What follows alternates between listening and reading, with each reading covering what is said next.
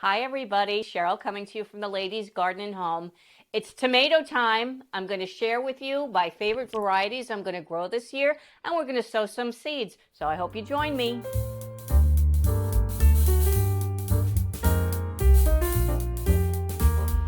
It's the beginning of March, and it's a very exciting time of year. It's the time of year when things start thawing out a little bit, and maybe you'll see a couple of crocuses start to pop its little leaves out.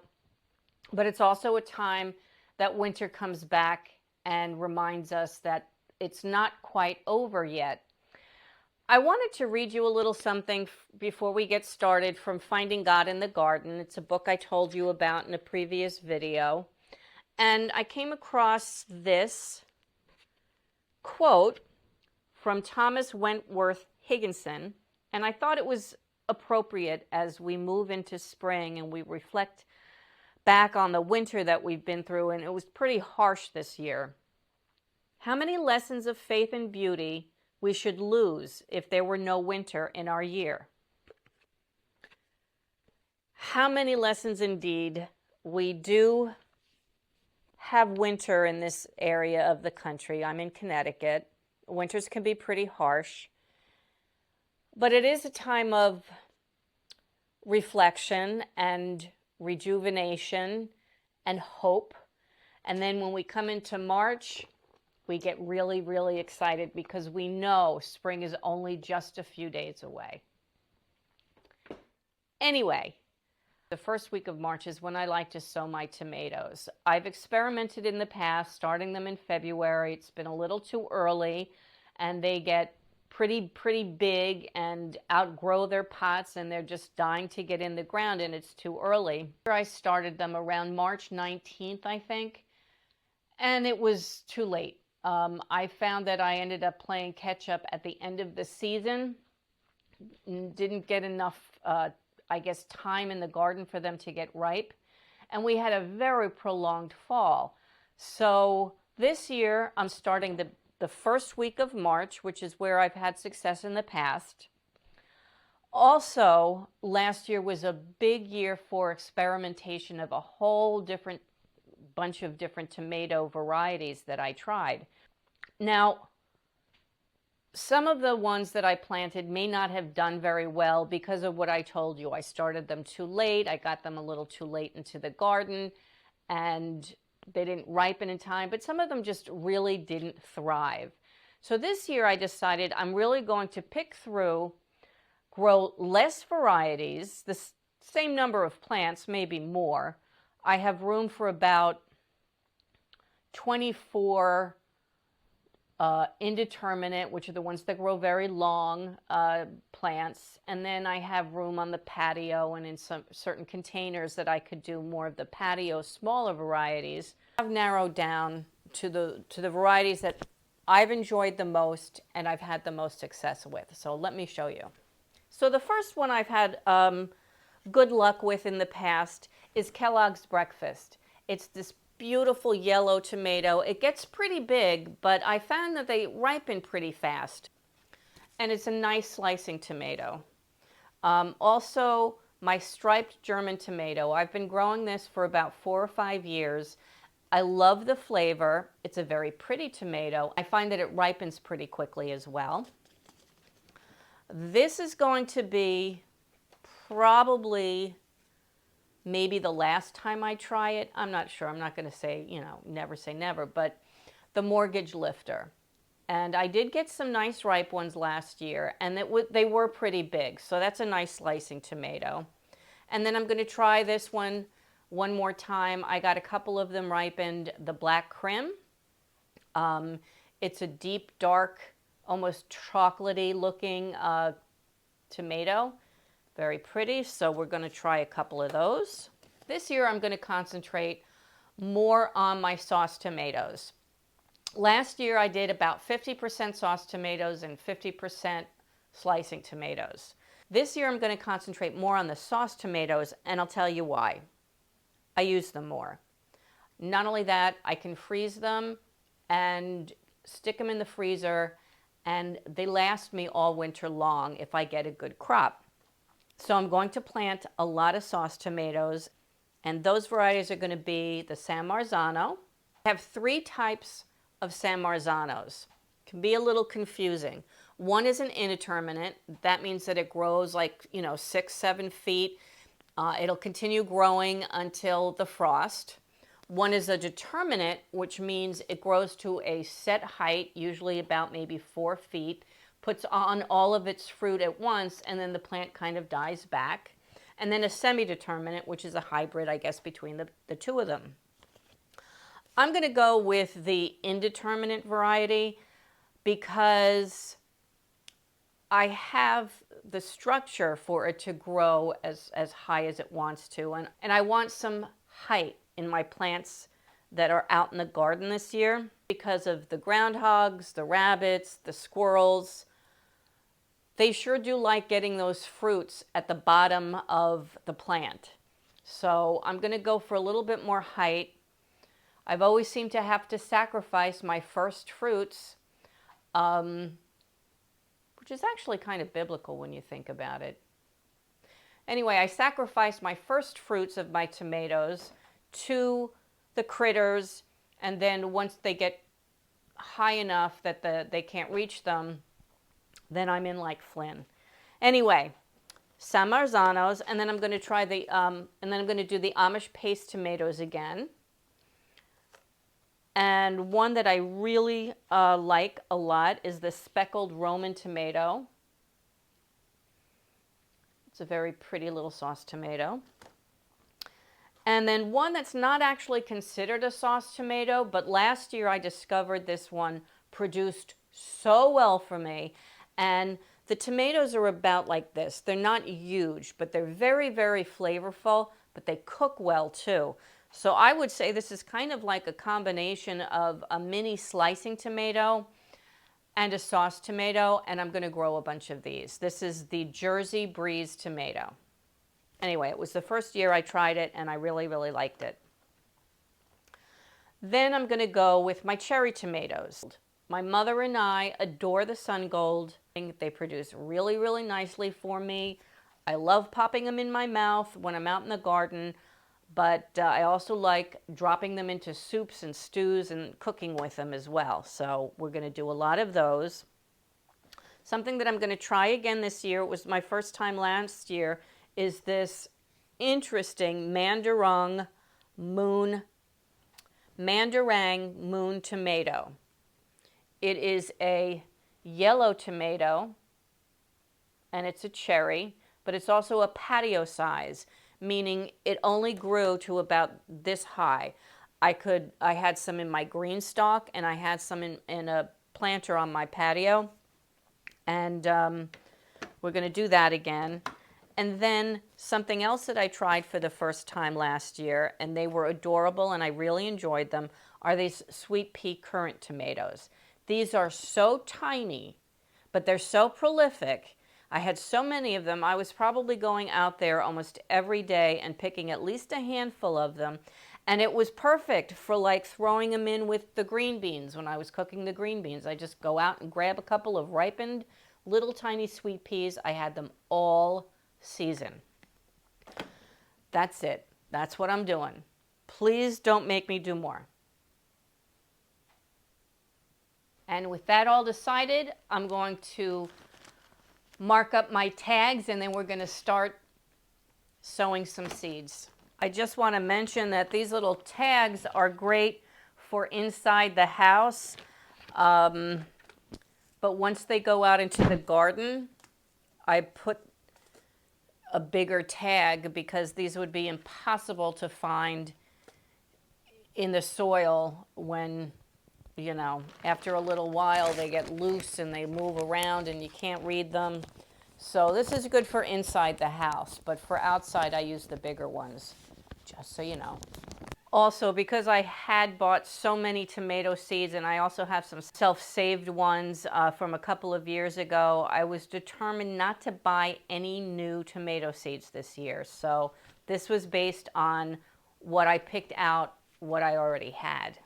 Okay, this is my potting mix that I'm going to use. This is from my recipe. I've done a couple of videos on how do I make my potting mix, but basically it's just coconut coir, some worm castings, some perlite, and some vermiculite. And this is really heavy on the coconut coir because I want it soft and fluffy so the tomato seedlings can come out of the ground without any problem. Now, if I was planning on keeping the tomato seedlings in these tiny cell trays, for a good amount of time, I would add more worm castings for nutrition. But since I plan on potting them up probably a couple of times before I move them out into the garden in May, then I'm easy on the worm castings. And I did not sift this because everything really is very fine. And any kind of lumps that I see, I'm just breaking up with my handy dandy dough spatula thingy. Oh, if you recognize the plastic bin, so normally I go in batches with just my big silver bowl, the potting mix. But I was going to use this bin for winter sowing. I did that video last time on winter sowing on my flowers. Well, I tried to drill holes in this thing, and it was too hard. It was too hard to do it, and I gave up, and then I ended up using the plastic bag method for the rest of the flowers. So I said, well, I've got this plastic bin right here with all my seed starting stuff. Let me just make up some bigger batches. So it's a little bit of a time saver. Alrighty. So this is not particularly pre-moistened. Yeah, it's a little dry. You can see because it falls apart. Doesn't really hold on to it like normally I would use like a brownie mix consistency where, it just kind of holds its shape when you give it a nice squeeze. Of course, you don't want it so sopping that it wrings out water, but I'm just going to bottom water them after I sow the seeds. Okay. Here's a lump. Just gonna. But the nice thing about worm castings as opposed to regular compost is that you don't really get any of those woody bits. This is just coconut coir, and I'll show you what I'm going to do with this in a bit.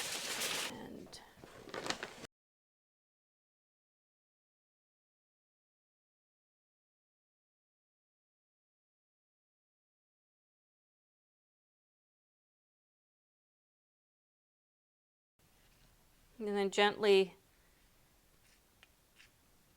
firm it down. Not too hard, because you want the seedlings to be able to have their roots grow without it being too tight. But you also want it firm enough so when you go to transplant, the soil doesn't fall away from the roots. And that I find that sends the plants into transplant shock sometimes. I'm leaving about a ½ inch to the top. This is the speckled roman.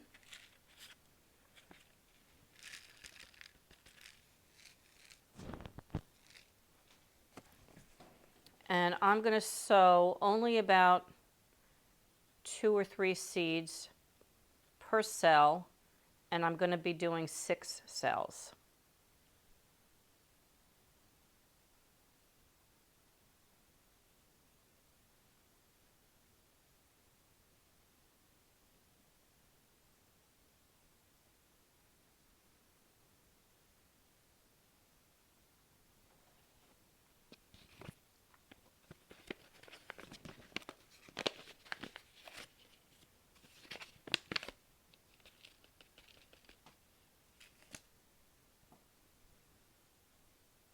And what I'm going to do with the coconut core, it's damp, it's not tremendously moist, is that's how I'm going to top it off and make that planting depth a 1/2 inch. Let's put a 1/2 inch of it over the top.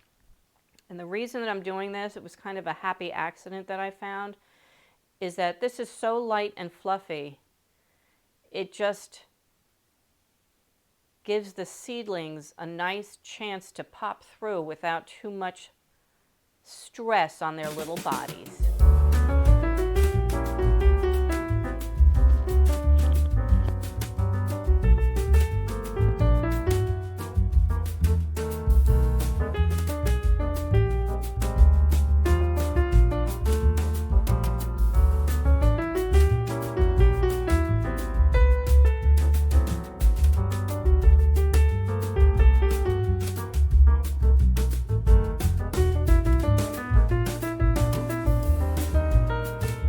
Now, because I did not really pre-moisten the soil very well, I'm going to put them in this bin in the sink and let them soak up the water from the bottom.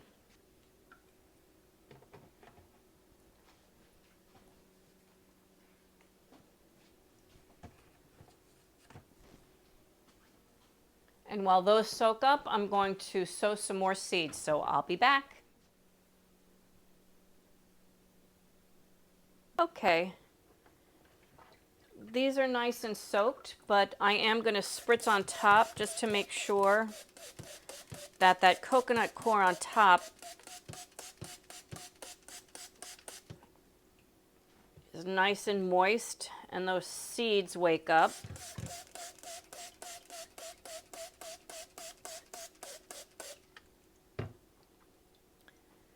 And I like to use these plastic bags as humidity domes.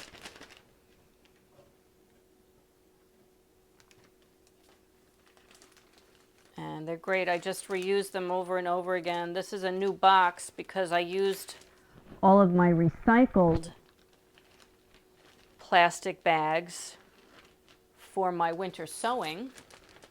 All right, I'm going to bring these over to the heat mat. This is just a Vivasun heat mat I got on Amazon a couple of years ago. There's no fancy dials as to the temperature or anything. It just heats them up enough. I do keep it, though, on a cookie sheet just to keep the heat off of my wood, and I've got it actually elevated even further with a some cardboard just to keep. I don't want the heat on my my wood table. Anyway, I'll just keep them there until I see that they are sprouting. What I've been doing, instead of taking the humidity dome off and moving them directly in into the racks without any heat, is if I see some starting to come up, I know that they need light. And I used to have a big light set up, but I don't do that anymore. What I do is I take one of my charging USB lights and I just put it like that. These are cool enough to be able to do that. So so when they do sprout, they get, you know, a burst of a little bit of light. And then when I see that they are mostly up, I'll move them to the rack under the lights by the window.